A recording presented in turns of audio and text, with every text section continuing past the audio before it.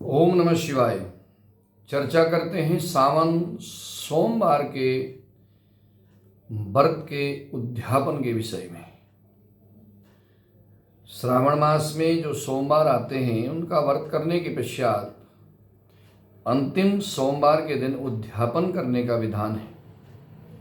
क्योंकि हम कोई भी व्रत करते हैं तो बिना उद्यापन के वो व्रत फलदायी नहीं होता। पूर्ण रूप से व्रत का फल तब मिलता है जब हम व्रत का उद्यापन करते हैं। तो आज हम चर्चा करते हैं श्रावण मास में अंतिम सोमवार व्रत का जो उद्यापन है उसकी क्या विधि है, किस तरह से करना चाहिए, क्या क्या सामग्री उसमें होती है और सूक्ष्म रूप में भी क्या हम उद्यापन कर सकते हैं या बहुत विस्तार से करना चाहिए। इसके विषय में मैं आपको संपूर्ण जानकारी देने जा रहा हूं और सरलता से समझने के लिए आप वीडियो को अंत तक जरूर देखना। और मेरे चैनल पर अगर आप नए हैं तो मेरे चैनल को सब्सक्राइब जरूर करना। कमेंट में हर हर महादेव लिखना। भगवान शिव आपका कल्याण करेंगे। श्रावण मास में बहुत से लोग पूरे श्रावण मास में एक समय भोजन करके या फलाहार करके व्रत करते हैं। बहुत से लोग श्रावण मास के जो सोमवार होते हैं कभी 4 कभी 5 भी आ जाते हैं। तो श्रावण सोमवार के व्रत करते हैं तो कई लोगों को इसका पता नहीं है कि अंतिम सोमवार के दिन व्रत का उद्यापन होता है। कई लोग ऐसे ही छोड़ देते हैं, कई लोग जिनको नहीं पता है और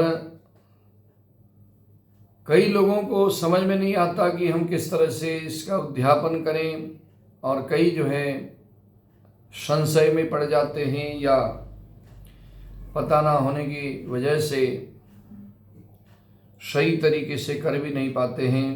तो उसके लिए मैं आपको विधि बता रहा हूँ।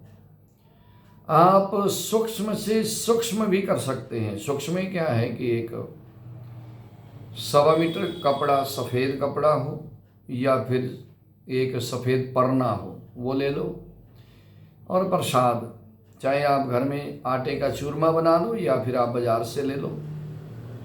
कोई भी प्रसाद, आप लड्डू, बर्फी इत्यादि भी ले सकते हैं। और भगवान शंकर के मंदिर में जाकर भगवान शिव को दूध जल चढ़ा करके, बेलपत्र चढ़ा करके और उसके बाद शिव को परना चढ़ाएं और हाथ जोड़ करके विनती करें कि भगवान मैं व्रत का उद्यापन कर रहा हूँ या कर रही हूँ।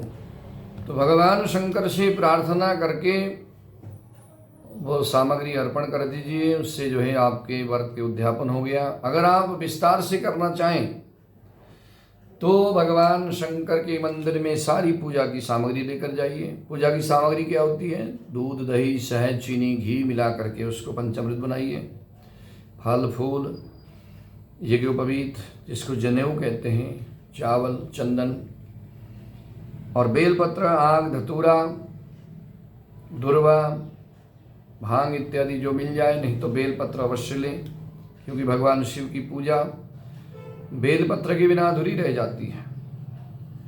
और वस्त्र लें, माता का श्रृंगार अवश्य लें। खास करके माताएं बहनें माता को श्रृंगार अवश्य चढ़ाएं। उद्यापन में गौरी माता को श्रृंगार भी चढ़ाने का विधान है, अवश्य चढ़ाएं। शंकर भगवान के मंदिर में सारी सामग्री लेकर के जाएं और भगवान शिव का पूजन करें। अगर आप सुबह के समय में पूजन करते हैं तो दिन भर व्रत रखना है, तभी व्रत पूरा होगा। अंतिम व्रत अवश्य करना चाहिए। सायंकाल को भी आप पूजा करके उस व्रत का उद्यापन कर सकते हैं। सोमवार के दिन प्रातःकाल से शाम तक व्रत रखें और शाम को उसका उद्यापन कर दें, ऐसा भी कर सकते हैं। भगवान शिव को गंगा जल चढ़ाएं, जल चढ़ाएं, पंचामृत से स्नान कराएं, भगवान शिव को यज्ञोपवीत चढ़ाएं और भगवान शिव को चंदन लगाएं, चावल, अक्षत चढ़ाएं, पुष्प चढ़ाएं, फल चढ़ाएं, बेलपत्र चढ़ाएं। इस तरह से भगवान शिव की आप पूजा करें। तो इस तरह से ये सामग्री अर्पण करके भगवान शिव की पूजा करें, भगवान शिव की आरती करें भगवान शिव को सारी वस्तुएं अर्पण करें, भगवान शिव को वस्त्र आदि चढ़ाएं, माता रानी को श्रृंगार आदि चढ़ाएं और उसके बाद आप जो हैं भगवान शिव की आरती करें और पश्चात भोग लगाएं। इस विधि से अगर आप सोमवार के व्रत का उद्यापन करते हैं, सावन के सोमवार का, तो आपकी जो भी मनोकामना होगी भगवान शिव की कृपा से वो मनोकामना आपकी पूरी हो जाएगी। और व्रत के उद्यापन के दिन कुछ समय भगवान शिव के सन्मुख बैठ करके ओम नमः शिवाय इस मंत्र का जप अवश्य करें। मंत्र जपने से व्रत में किसी तरह की कोई त्रुटि रह जाती है, कोई कमी रह जाती है, या पूजा में उद्यापन में अगर कोई त्रुटि रह जाती है, तो भगवान शिव के पंचाक्षरी मंत्र के जपने से वो पूर्ति हो जाती है। ओम नमः शिवाय का जप करें। जप के करने से आपके व्रत में, पूजा में, उद्यापन में किसी तरह की भी कोई कमी रह गई हो, कोई त्रुटि हो गई हो, तो उससे उसकी पूर्ति हो जाती है।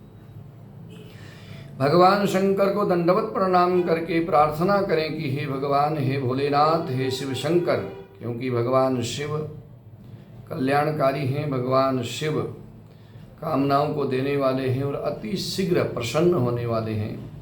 तो आप भगवान शिव के आगे हाथ जोड़कर प्रार्थना करें कि व्रत करते समय किसी तरह से कोई कमी पेशी रह गई हो, कोई त्रुटि रह गई हो, तो हे भगवान, हे भोलेनाथ, मुझे क्षमा करना।